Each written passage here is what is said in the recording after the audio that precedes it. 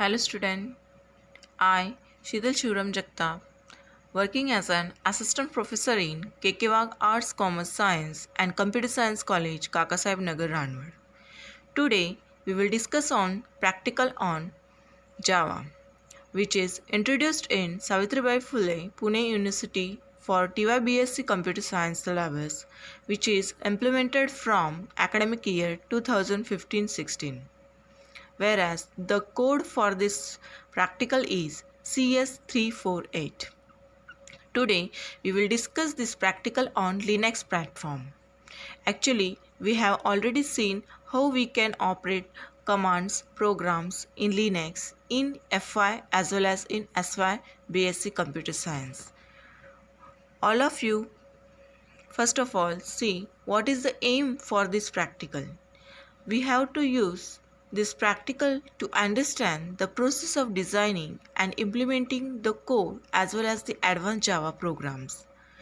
Then, what is the objective for this, which is used for implement core Java programs to solve simple problems. As we know the Linux environment. First of all, we have to see whether Java setup is provided in Linux or not. That we can do by checking that folder in particular path. Suppose there is another location, we have to check in computer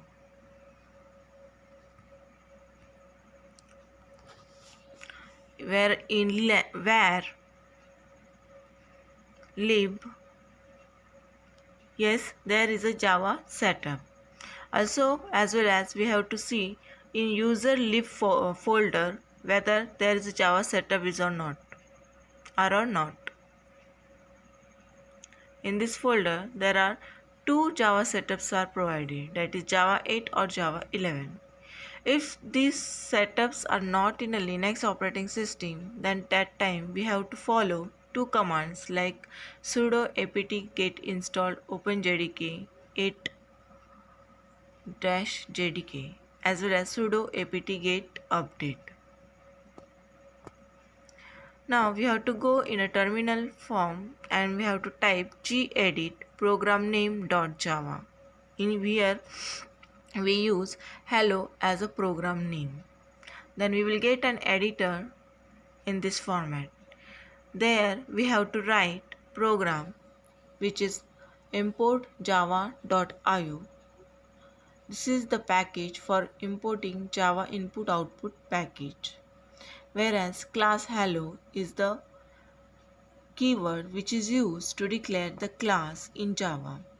We have to take care the program name and class name should be same. Next statement is curly braces started.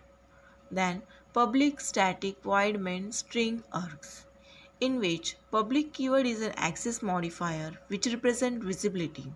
It means it is visible to all. Whereas static is a keyword. If we declare any method as a static, it is known as the static method. The core advantages of the static method is that there is no need to create an object to invoke the static method. The main method is executed by the JVM, that is Java Virtual Machine. We have already studied that. So it doesn't require to create an object to invoke the main method. So it saves memory. Whereas void is the return type of the method. It means it doesn't return any value, in which main represent the starting point of the program, whereas string args is used for the command line argument. That concept we will learn afterwards. Whereas next statement is system.out.println, which is used to print the statement. Here system is a class, out is the object of printStream class, and println is the method of the printStream class. We will learn about the internal working of the system by using system.out.println, and that statement should be declared in double quotes. Afterwards, we have to compile that program by using Java C tools. javac hello.java. If there is no any error, then we will get the following command like this. Afterwards, we have to execute that program by using java hello, and we will get the output hello tybcs.